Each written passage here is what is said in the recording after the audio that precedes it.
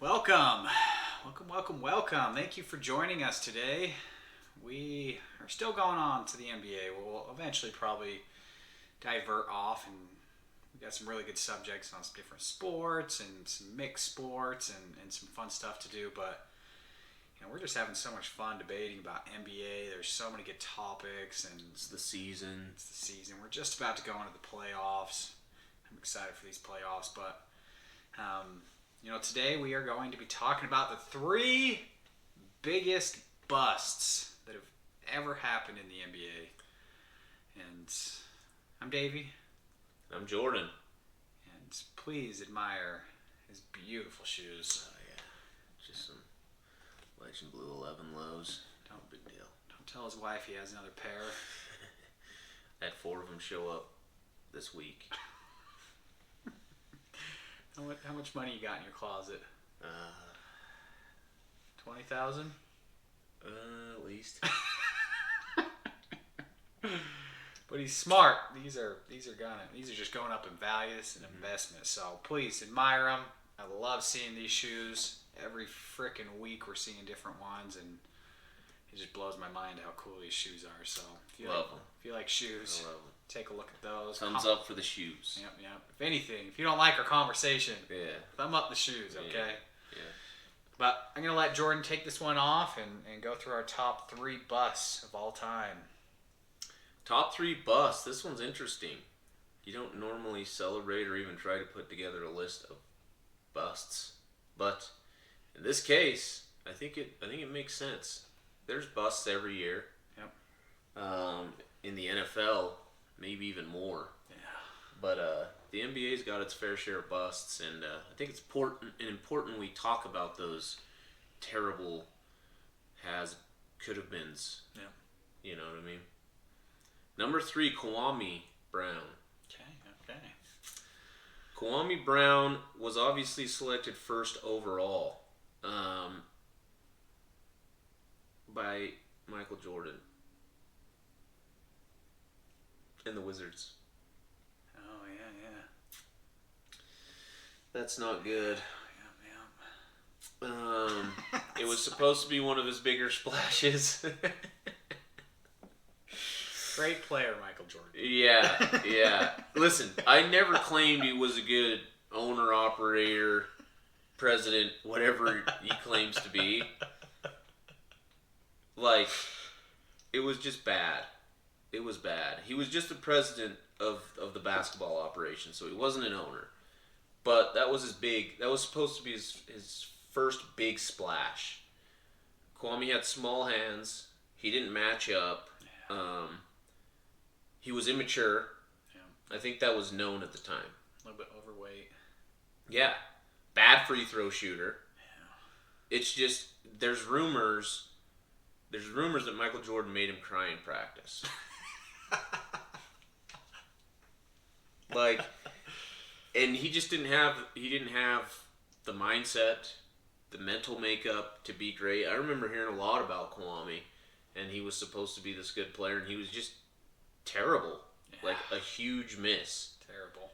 And, Michael went on after that to buy his way into the Charlotte franchise and has been pretty bad since. They're maybe as good as they've ever been this year, the last few years, but Absolutely. I don't know. He was definitely a better player than he was an operator or an owner. And Kwame Brown was a miss. Michael Jordan, he was a miss. And you got to wear that one. Number 2, Greg Oden. Okay. I remember this guy. He was supposed to be just ridiculous. He was extremely injury prone. Those knees, man. I mean, he couldn't even play. Yeah, like from the get-go. Like, these are people that are taken number 1 overall. Kwame and Greg Oden. And now Kwame just has to defend himself on social media all day. But that's neither here nor there. Just, he missed his entire rookie season. Yeah. Greg Oden did. I remember that. Because of a microfracture surgery. And he was just bad. That was one of the history like the injury history that this guy carried forward. Yep. Just terrible. What makes it worse? What makes this worse? Like, to the moon worse, is that he was drafted in front of Kevin Durant. Yep. You could have had Kevin Durant, maybe the best 7-footer of all times, and for sure will be by the time he's done. Best shooter for sure at 7 feet. Yeah. And you got Greg Oden. It's so bad. Dude, I don't know how you sleep at night if you're the GM that drafted Oden over Kevin Durant. Yeah. College is just a different game. Yeah. And you gotta wear that one. Yeah, that was Number 1 for the absolute worst bust in NBA history is Darko Milicic. Yeah. Darko Milicic. And what makes these guys worse a lot of times is who they were drafted over. Yeah, absolutely. Because this guy, he wasn't injury prone. He wasn't Greg Oden. Yeah. He wasn't injured all the time. He was available, but he was just poorly scouted. I don't know. Maybe you got to worry about these people that are scouting for you. He's come from overseas. Yeah. And it's like you send scouts. So I guess the GM makes the decision in the end, but it's like who just and you miss. I understand that, but you just shouldn't miss this wildly in a draft where after you pick him, Carmelo, Chris Bosh, and Dwayne Wade are selected. Like that's just a miss. Like we knew Dwayne Wade and Anthony were gonna be something. Yeah. Like, we knew that. Yeah. Who the hell is Darko Milicic? How are you the person that signs off on that? Yeah. Like, that was revered as maybe one of the best draft classes in NBA history. Yeah. And you got Darko. Stacked. You take anybody besides Darko. Anybody. I don't care. Anybody. Those guys that I named all went on to have really good careers. And Carmelo's still playing to this day. Right. Chris Bosh had a health injury that took him out. Yeah. You busted. Darko Milicic, the number 1 overall bust in NBA history. All right. I like it. Well, I'm just going to elaborate a little bit on this, but I based my selection obviously of injuries, how they played, but my key factor, because just like you said, there's tons of busts every single year, but when you bust, but you don't bust behind or in front of somebody that becomes great, it really makes your bust a lot less damaging. Yeah, which was Kawhi. Yep. That's why he was my third, because he was, Pau Gasol went out in that draft. Right. Zach Randolph, Richard Jefferson, like Tyson Chandler. I'll tell you, Tony Parker was in that draft. Okay. But you know what I mean? You said it. Right. Yeah. So my number 3, Darko. Oh. I put him as my number 3. Okay. That draft class. I mean, you named it Melo, Bosh, D Wade. Yeah. And I mean, the scouting I think over in Europe has gotten a lot better since then. I mean, we got 100%. Luka. Yeah. We got a couple other players that are just really good overseas players. You got Porzingis, you got Jokic, you got Giannis. Yeah. So the scouting has, and maybe Darko opened everybody's eyes to be like, hey, do not draft somebody from Europe unless you have watched X amount of games. You come back with some good statistics on them. You've met this player. You know how passionate they are about this game. You know, there's so much of your emotions that go into being a good player. You can have all the talent in the world, but if you don't want to be number 1, then that just goes out the door. Mm-hmm. So Darko's my number 3. Okay. I'm gonna agree with you on number 2. Oh, okay. I got Greg Oden, knees of glass. This guy from the get-go is terrible. And the reason that he is my number 2 is because he was drafted over Kevin Durant. And me personally, which it's tough, but I would take Kevin Durant over Melo, Bosch, Sure, and D Wade. Yeah. So that's I don't where. even know how tough that is.